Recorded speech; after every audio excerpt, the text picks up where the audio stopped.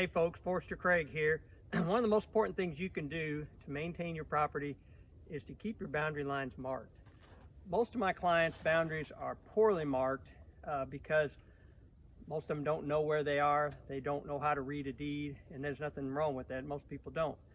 But it's important that you have them marked, particularly when it pertains to timber trespass. You'll have a lot less chance of somebody cutting your timber, getting over on your property if you maintain your lines. Now there's a couple ways you could do it.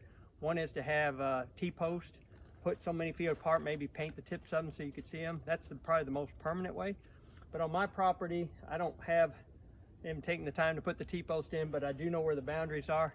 And this boundary here, I've marked it in yellow boundary paint, and it's about 3, maybe close to 4 years old. So it's time to come through here on this winter day, freshen it up.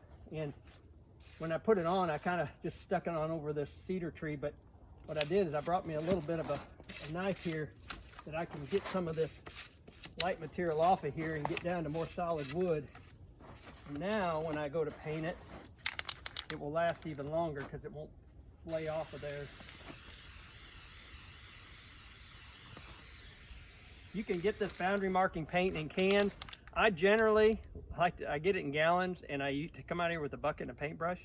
It's very tedious. It's very hard to carry a bucket because if you trip and fall, you've just lost your paint. So you got to be very careful how you walk.